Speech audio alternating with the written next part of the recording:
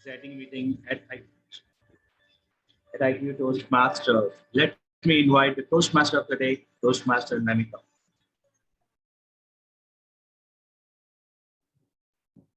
Hello, good morning, good afternoon, good evening, everyone. I'm not sure which area you're from on earth. So welcome to ITU Toastmasters. This is a regular meeting. And if you have any guests, do you have any guests?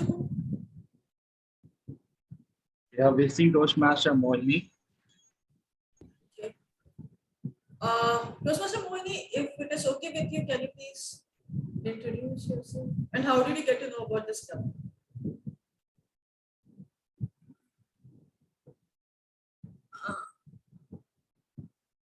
And Ayushi, she's also a guest. No, Ayushi is a member. Okay, I think Toastmaster Mohini is away from her system or device. So yeah, today's theme is presenting yourself an interview. Now, why did I choose this theme? Because I have been giving interviews and getting rejected for past so many years. I was not very serious about it, but still, I used to feel, why am I getting rejected every year? Every year I apply for 10 jobs and I get a call from one of them and I get rejected. Then last year, the tables turned. I took more than 500 interviews, and that is when I realized what mistake I was doing. Now, during pandemic, we all have moved to a virtual mode. Even interviews are on video calls, not face-to-face. Some people, the problem is they're not able to showcase their talent or their experience within a span of 45 minutes to 1 hour. That is how long usually an interview is. First of all, they are unable to make a good impression. They join by mobile and they keep moving around the house because their network is slow. And the interviewer is not able to focus on what the person is saying. They're more focused on where the person is moving. The camera is very not flexible and we get confused. Second one is, even if you have immense experience, you have a lot of technical knowledge, if you are not smiling or you are not friendly in the interview, even the interviewer will think, okay, will this person be a good fit in the team? Will they be a good team player?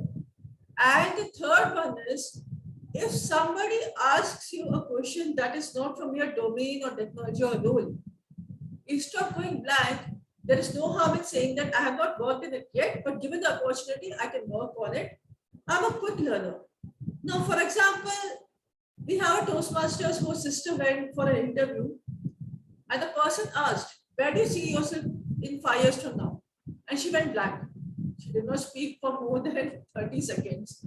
And the interviewer was like, did he lose the connection? Did his interview freeze? Or the screen has frozen? What happened? Actually, it was a simple question. She could have answered anything in the world, but she was not prepared for it. So if you're not attending an interview without preparation, or you have not read the job description and made up for it in your mind that you have to answer this way, then you might not get selected. So going forward, first of all, I'll have to call the grammarian of the day, Toastmaster Jyoti. Can you please describe your role and word of the day? Thank you, Toastmaster Namitha. As a grammarian, my role is to monitor both good and not so good uses of the English language. And I will also be tracking usage of the word of the day. Today's word of the day is report.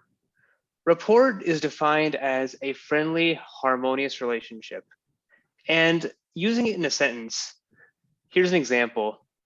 Building rapport with colleagues is an essential part of working as a team.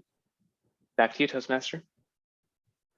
Thank you, Toastmaster Jyoti. Now, he said very well, we have to build a rapport in an interview as well, even if it is for a few minutes. If we do not connect with the interviewer, if we are not able to make a good impression, we might not get selected. It might be a good job, you might be really skilled, but you will get rejected. Moving forward, I'll call upon timer, Toastmaster Swati. Thank you, Toastmaster Namitha.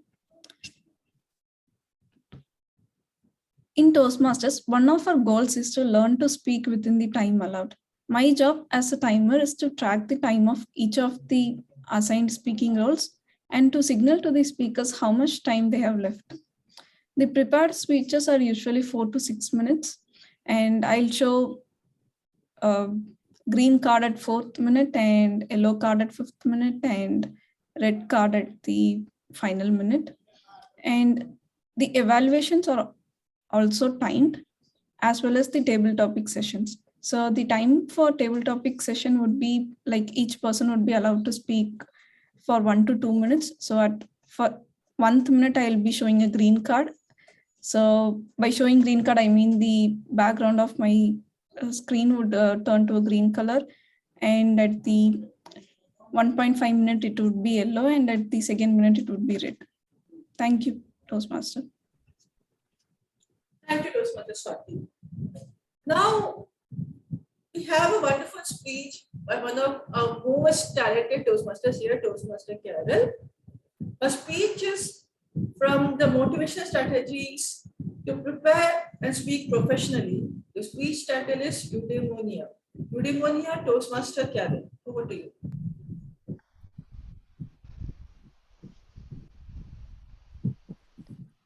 It was in the early morning. A few years ago, I was traveling back from a photography trip in some nearby islands in Singapore. And I was on my way back to my hometown on a bus from Singapore to Johor Bahru. There were quite a lot of people, and we alighted the bus. We had to go up an escalator to the immigration office to have our passports stamped. In front of me was a couple, an old couple, an Indian couple. They looked very tired, exhausted, they are weary. And both of them were carrying a very big luggage. As we went up the escalator, suddenly I heard a big thud.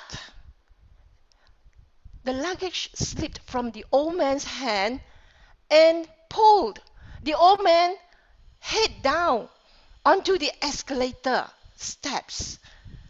His head hit the steel iron sharp stairs. I saw blood oozing from his head. Immediately, I let go of my hand of my precious camera bag and my little luggage. I ran up and caught hold of his head. Actually, his head was on the escalator and was jumping there with the escalator. So I held on to his head and put his head on my lap. Blood went down onto my laps and my knees. I used my leg to station his body so that he will not keep on rolling down. Everybody started to shout, "Stop the escalator! Stop the escalator!" I saw one or two young guys ran up the stairs, and one of the guys said, "Let me take over." And from there, the escalator also stopped. I ran down the stairs to look for my camera bag and my luggage. It was nicely stacked at the side of the escalator. People clapped their hands, and some used thumbs up. There was some happiness in me that I really did something good. I made the right decision at the instinct of the moment. After we went back on the bus, I thought about it. I felt a kind of relief and pride. It was a kind of strong inner happiness. Today, I can understand what Aristotle was saying about human flourishing in the 4th century, called Eudaimonia. Now let me share screen now.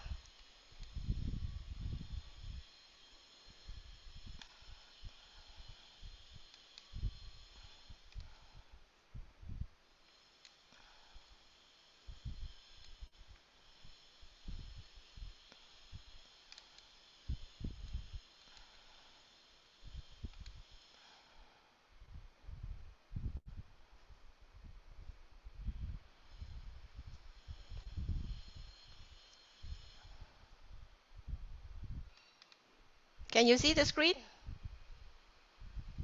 Yes? Toastmaster today? Yes. Is it visible? Carol, it is visible. Yes, it is. It is. Yes, thank you. What is eudaimonia? Does it sound like a kind of sickness or a kind of disease?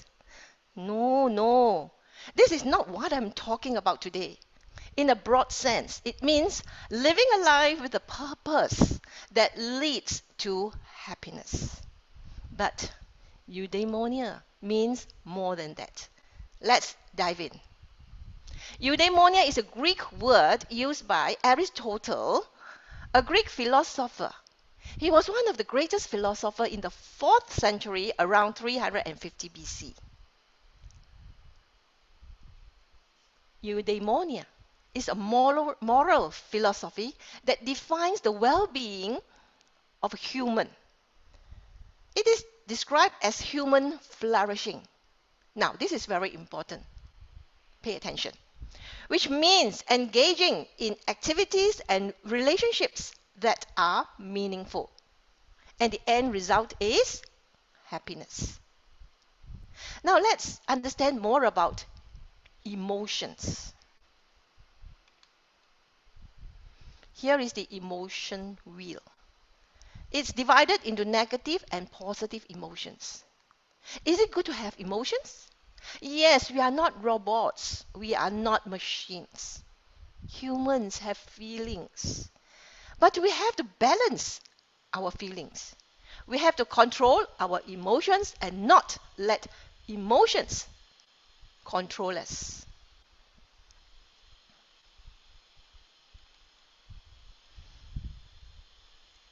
Now you look at this picture here. When the caveman saw the lion, he was very frightened. Fight or flight. He acted on his instinct. Immediately the caveman ran for his life.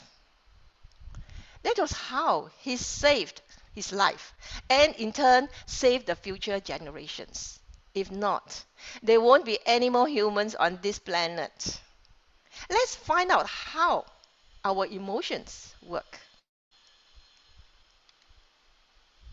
This is the limbic system. You are on a busy street. Suddenly, you hear a car roaring towards you. Your immediate response is to jump out of the way. The part of the brain that works, I don't know whether you can see this round circle with a red arrow, called amygdala, at the bottom and inner center of the brain. It controls and regulates emotions and encodes memories, especially emotional experience. Like what I was talking to you about the bus experience. This is emotional experience that it goes into our amygdala immediately. And the response is either fight or flight. The amygdala responds when you are very scared or extremely happy or excited.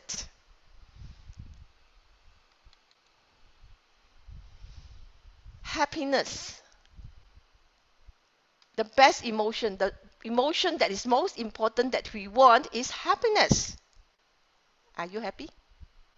Why are you happy? What makes you happy? Let's understand more about happiness. Aristotle explained that there are two different kinds of happiness: hedonic happiness and eudaimonic happiness. Hedonia is when we have pleasure. When someone gives you a gift, oh, someone gave me, or when I bought a very expensive handbag that I love so much, and that kind of joy. When you're in a Toastmasters, people say, "You're so good, Carol, you're wonderful." You are so happy. The feeling of joy, excitement, gratitude, pride, optimism, contentment, all these are known as hedonia happiness. And these are short-term happiness. Now, let's look at the next slide. This is Maslow's pyramid of needs. First, we have our basic needs. Then we come to our safety needs, where we have our home, we have our security, we have salary, we have a job. Then we need belonging, we need love, we have a family, we have friends. And moving on, all these are psychological needs, that we have the prestige, we are respected in the society, we have a name. That all these are hedonia. And come to the last part of it. That is eudaimonia, eudaimonic happiness. In the 20th century, an American psychologist called Abraham Maslow, he wrote the theory of hierarchy of needs. And that's, you can find from this chart, that at the end, the highest level is what you call eudaimonia, or self-actualization level, that eudaimonia is experienced.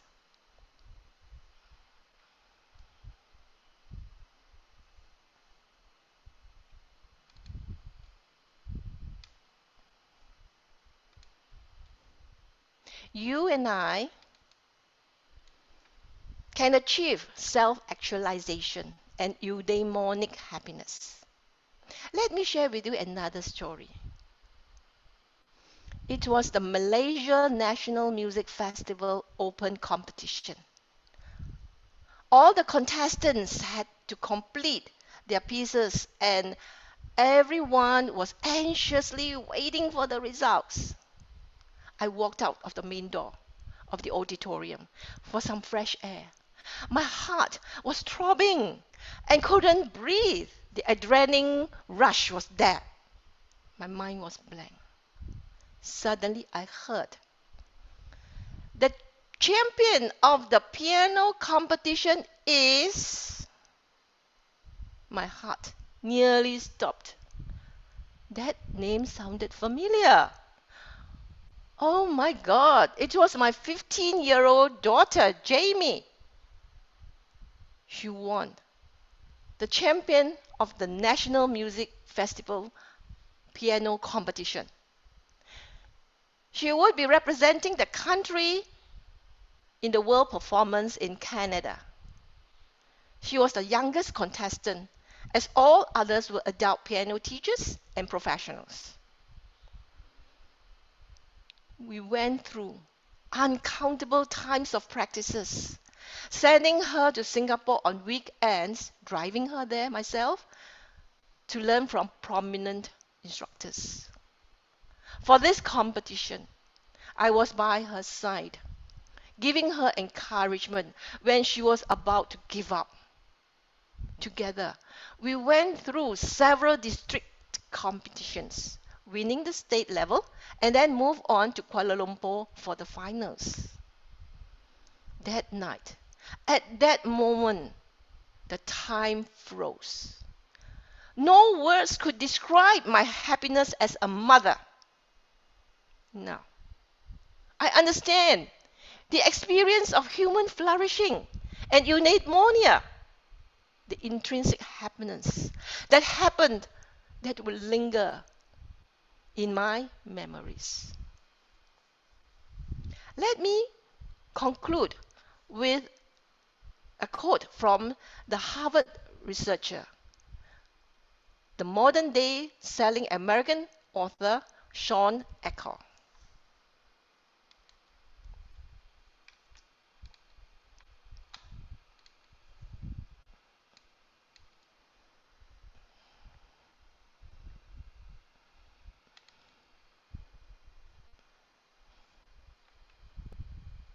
He said, perhaps the most accurate term for happiness, then, is the one Aristotle used, eudaimonia, which translates not directly to happiness, but to human flourishing. Thank you, and back to you, Toastmaster of the day. Thank you so much, Carol, for that wonderful speech. Now, as a club, we should create a eudaimonia among ourselves and flourish together. Well, that reminds me in interviews, what is the next thing they ask that puts you in the spot? Well, how did you handle a terrible client escalation? How did you deal with an underperformer? How did you achieve the goals with the short deadline? Now, these are the questions sometimes we are not aware that how did we achieve at that time? During the interview, we try to fumble. We try to make excuses or we just go blank. Okay, I did something, but I can't recollect. That is where practice comes in help. You have to research that what they're going to ask for the role before you go into the interview. You have to learn about that company, some basics of when it was established, by whom, and how far they are in respect to other companies. Like if it's an IT company, what is their ranking globally or in India? Now, that was a good speech by Carol, and I'm still stuck with that speech. Let's move forward to our table topics. Our table topics master is Jim. So, Toastmaster Jim, over to you. Thank you very much, Madam Toastmaster. And I will try to get to as many of you as possible within the time that we have. I will call on a few of you, so I hope that you don't feel too put on the spot. The first question I would like to ask is for Carol. What one word best describes you? What one word best describes you? Carol. Thank you, table topic master. One word that describes me is a person with integrity, with a principle.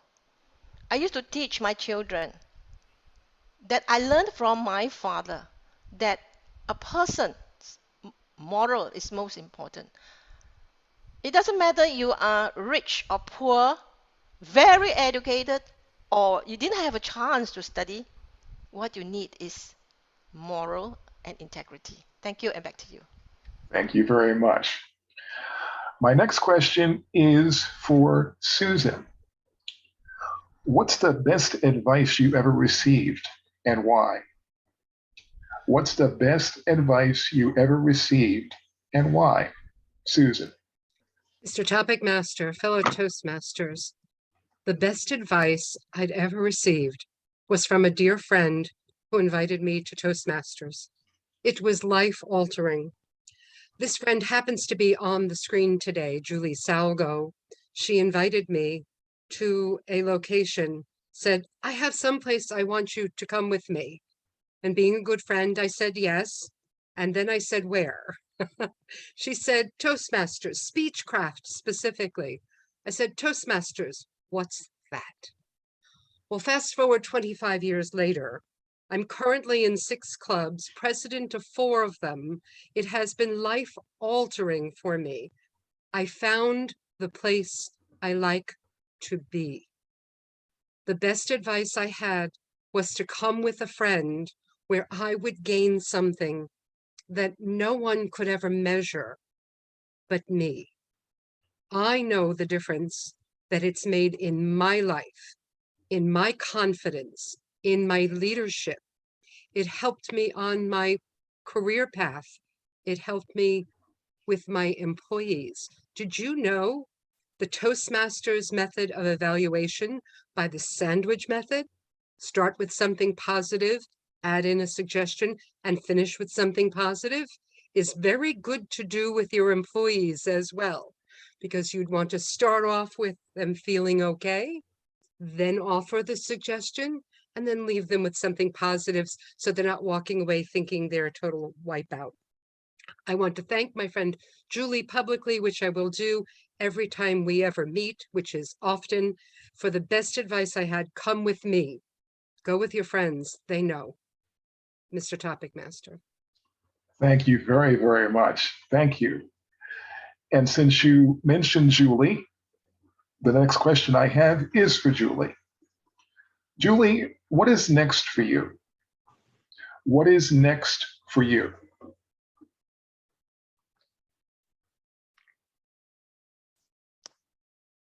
Believe it or not, table topic master, this is not an easy question for me. I worked all my life.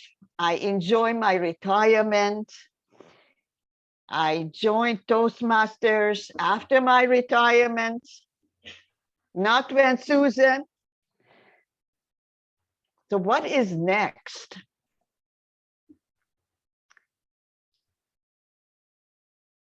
Wow, that is harder than you think. I usually say what I wanted to be when I grew up was to become a mother and a teacher, and I became both of them. And I say, I'm done.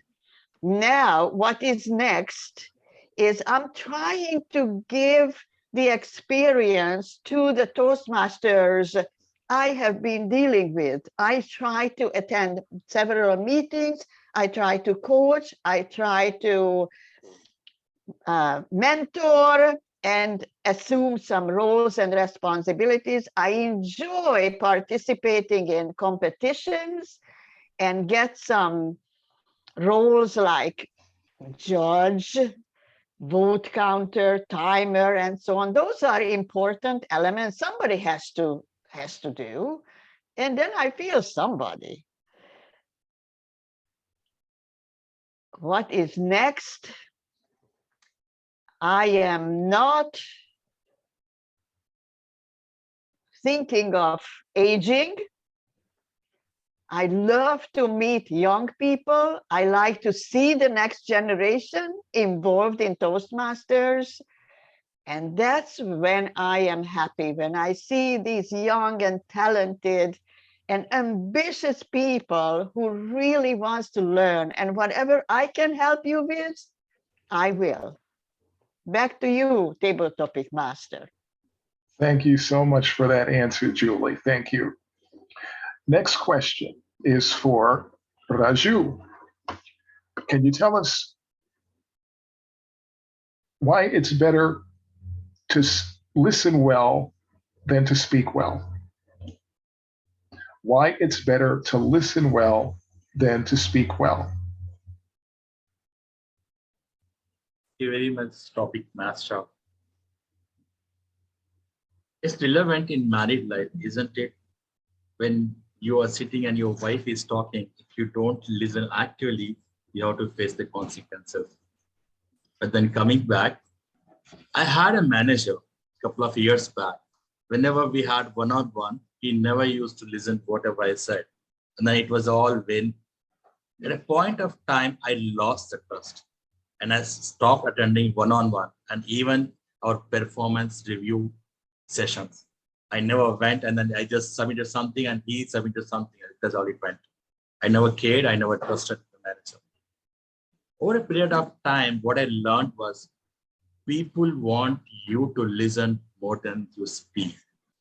They want you to first listen to whatever they're saying. 50% of the problem that people are facing get resolved when you just listen to them. Do you know that? It reminds me of one day when I was so frustrated working for one of the clubs that I recently charted. I went to our club board director, DTM Abhijit, and then I said everything. In the end, it didn't need anything else. I just went back and did the same work, but it needed the relief. He listened to me actively, and that has given me the relief. People need to be listened to, then given lectures. Of course, they need the points, but it should be a pinpoint or the certain feedback. You can't give that certain feedback unless you listen to them actively. And that's what we are learning, the active listening skills in Toastmasters, don't we? As a speaker, as an accountant, as a grammarian, each and every role that we're playing, apart from the speaking roles. This improves our active listening skills, and that is a great trait for leadership. And how leaders are known better apart from their speeches is how actively they're listening and how specific their feedback is. Thank you for asking a very wonderful question, Topic Master. Thank you very much for that answer. Appreciate it. Jaydeep, what book has influenced you the most and why? What book has influenced you the most and why? Thank you, Table Topics Master. Recently, I read a book called Thanks for the Feedback. Initially, I used to take feedback very hard. Whenever someone gave negative feedback, it would hit me like a million bricks. I would think, oh, I'm a failure. Oh, I can't do anything. Oh, man. But this book really helped change my perspective on things. It helps frame feedback as more of an interpretation. Not all feedback is objective, and there's an element of truth to every piece of feedback because feedback is based on observation. This book really taught me how to process feedback in a healthy manner, not let it affect me personally, and really use it to help me grow as a person. It also taught me on my ability to give feedback. When is it appropriate to give feedback? When is it not so appropriate? And how to phrase this feedback properly. Back to you, Toastmaster. Thank you very much for that answer. Much appreciated. My next question is for our Toastmaster of the evening, Namitha. If you could do it again, where would you live and why? If you could do it again, where would you live and why? If I could do it again, I would live in Japan because my Instagram is flooded with all the cherry blossom photos, people roaming around in Japan in springtime. It looks really pretty. And I know the work culture is really tough. They believe that how much you work is your value. They believe in burnout being a good sign. But the place is so beautiful, and I've watched so many animes. And some animes actually depict the streets of Japan in their anime as it is. And some characters like Naruto, he likes ramen, and some other characters like sushi. I feel like I should try the authentic one in Japan, sitting there among those real Japanese people and not buying some ready-made sushi or ready-made ramen and have it. Trust me, the cherry blossoms are just enticing and they're just magical. Everywhere you look, it's pink trees and soft breezes flowing, and they have their own theme parks and culture. And best part is Japan is very automated, as in they have their own robots, they have their own system. Sometimes in the washroom, you don't have the simple system of flush and something. You have multiple buttons in the washroom and you will get confused. It's all in Japanese. Which button to press and what will happen if you press it? Will it spray water on your face? So that would be really fun. And anyway, I'm learning Japanese just for the sake of it. So I think if I have to start again, I'll build a rapport with some Japanese person, and I hope I meet some Japanese Toastmasters who actually invite me to their home in Japan, and I'll be like, yay, my dream is getting true. Thank you. Over to you. Thank you very much. And there's one more question before we close the table topics. And I'd like to ask this question of Ayushe. I hope I'm saying your name correctly. What character trait do you most want to work on? What character trait do you most want to work on? Ayushe. Thank you, Table Topic Master, for giving this opportunity. So let me correct, let me ask again. So what character do I need to work on? What character trait? What thing about your personality would you most like to work on? Oh yeah, that there is one thing I really work on and I am working on, that is procrastinator. I am a big time procrastinator. So if I know something, I'll say I can do it in 2 minutes. Okay, I'll do after 5 minutes. If I don't know something, then I don't know it. Then I should do it after some time, or I'll consult someone. Then I'll have some idea. Then I'll do it. And so this is the thing I'm working on right now. So last month I joined one habit building program. So I am working on it. I am whatever I'm doing, so I am noting it down. So in when I'm beginning my day, I am writing it down, all my all my works, what I want to do in a paper, and I'm putting it on the wall so that I can watch it and I can do it in an effective manner. So that is one thing I'm working on right now, is procrastination. Thank you so very much. Thank you for these enjoyable answers. Thank you. And I now turn things back to our Toastmaster, Namitha. Thank you so much, Toastmaster Jim. I totally relate to Ayushi's procrastination because I have been procrastinating in some work-related stuff. It is not very important, but still I want to do it because it's a good course, but I'm not getting motivation. Every day I open the course and I look at it and I'm like, okay, I can do this, and I close it again. So coming back to the interviews, usually the first question they ask you is introduce yourself. You have to be very precise, keep only important points in mind, and in line with your job description. Now, if you're applying for a manager's post and you're talking about technical stuff in your introduction, that will not create a good impact. They'll think she is interviewing for a manager's post. How come she's talking about coding, just coding, nothing about managerial stuff? And there are times when the interviewer himself or herself is very tired after taking so many interviews and not getting a good candidate. If your approach is casual, you're not dressed up for the interview, you're just replying for the sake of it, the interview gets you vibes. And they will automatically reject you in your mind before telling it to their supervisor or giving feedback to their management. Apart from that, there are many most common drawbacks, like when somebody ask what your strengths and weaknesses.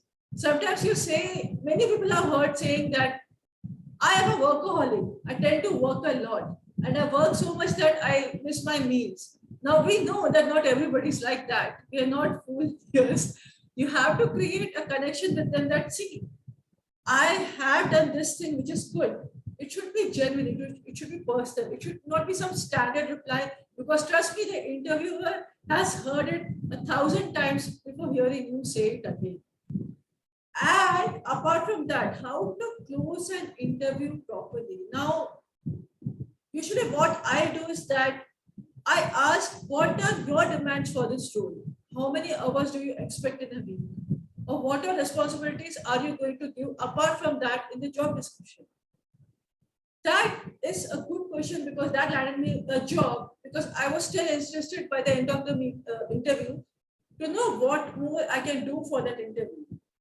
And you have to create a rapport, a connection with the interviewer, because they're also human beings. This is their job to interview you. And if you are not meeting their requirement, you're wasting their time, you're wasting your time, and they will be more hard on the next interviewing, which you don't want to happen. So it is better that you prepare for the interview you're appearing for, read through the job description, Google all the required questions, read about the company, their stock market value, what challenges they faced in the past, who is the CEO, who is the vice president, and these things will actually make an impact in the limited amount of time you have to create a first impression. Now, moving forward, I would like to call the evaluator of our speaker, who is Toastmaster Susan. Over to you. Thank you. Fellow Toastmasters, and especially Carol, I'd like to thank you for that magnificent story that grabbed our attention right at the onset. What a masterful way to get your audience's attention. You had very strong word choices that were very crisp, with the steel and the sharp and the blood oozing. We were all cringing as we're hearing that story, and then having his head in your lap. I wasn't sure what that had to do with your title. So I was still curious, because that too was an attention getter. What does Eudaimonia mean? I didn't know, and I didn't have a chance to look it up. You also had a very well-organized speech by starting with a story, giving us some very informative and clear slides. I liked your technique of yourself immersively inside of the PowerPoint, rather than half the screen is your slides and half of you. This was very well placed and was interesting. You used very strong vocal variety. It was very varied. It was interesting. And you used a technique of, listen, this is important. You'll want to hear this. You grabbed our attention. It's as if screaming it out loud. Hear me, hear me. I have something important to say. And everyone certainly did. If anybody had drifted, and I don't think they did, but if they had, that was your masterful way of calling us all back together to listen to the crux of your message. I thought that your facial expressions were very dynamic. I could see you closing your eyes and clenching your body as you were telling the various stories. And then the pure joy as you were telling the second story about your daughter and the piano competition. Wow, bookend, two fabulous stories around some very technical and informative information. I'd never thought to do that. It was very masterful. One recommendation I would offer you is when you are sitting in the screen, as you can see the difference between your screen and mine, you were a little close in that I could only see you from chin up. So when you used your gestures of thumbs up, it wasn't in view. It was down here because you were too close. Thumbs up. Come back just a little bit. Aim your camera so that you at least have your shoulders and your thumbs up are visible. That would be more effective for you. I thought your speech was magnificent. It was well crafted. It was well delivered. I loved the emotion and I loved learning something new today I didn't know. I thought also the use of the slide for the quote was also very helpful because I didn't know the spelling of the author's name that you were quoting, but by giving us a visual, I now know. And it pulled it all together to summarize it like the icing on the cake, the quote of what Aristotle said for this message. I loved this message. It was just what I needed to hear today. And I thought it was so informative and entertaining at the same time. Congratulations, job well done. Madam Toastmaster.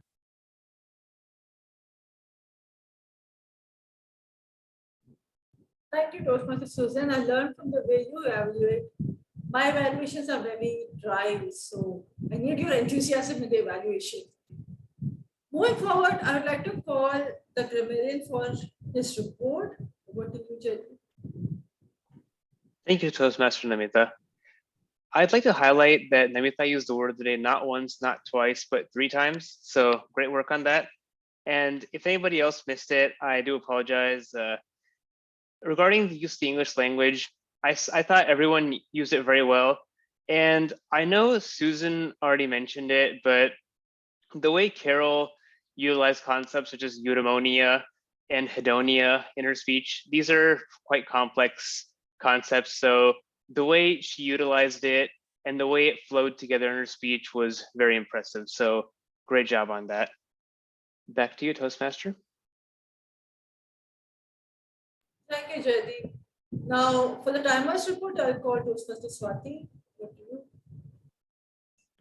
Thank you, Toastmaster Namitha. So Carol took 13 minutes, 25 seconds on her prepared speech. And I would move to the table topic session. So Raghu took 2 minutes, 10 seconds. Susan, 1 minute, 52 seconds. Namitha, 1 minute, 42 seconds. Carol, 30 seconds. Julie, 2 minutes, 2 seconds. Jaydeep, 1 minute, 2 seconds. Ayushi, 54 seconds. And the evaluation, Toastmaster Susan took 3 minutes, 25 seconds. Back to you. Thank you, Swati, for the detailed report.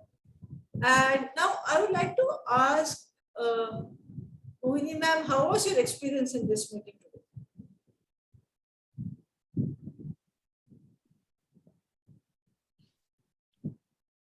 Good morning, fellow Toastmasters. It was a great experience for me. Actually, I was getting ready to go out for a walk, and I had this very tempting offer in front of me to join your meeting 7 a.m. in the morning. I grabbed the offer because I'm attempting my table topics competition in a day or two. And I wanted to just take a chance and listen to various other people other than our regular group. And to be honest, it made my day. I learned new words, Eudaimonia. That was fantastic. And I came across fellow Toastmasters who are actually on the senior side of life, like me. And normally I feel very, I don't know what to talk because I come across all you youngsters. I actually joined Toastmaster to relate with youngsters. I was very happy to see Susan and your other friend, and hats off to you for being so active, president in so many clubs and doing so much work. I'm really inspired today. You made my day. Thank you, Toastmaster. Over to you. Thank you, Toastmaster. Now, Raghu, do we want to take the roles right now or close the meeting? Can you close the meeting and then we can take the roll for the next Okay, meeting. thank you all today for attending this meeting, and this meeting is now officially closed.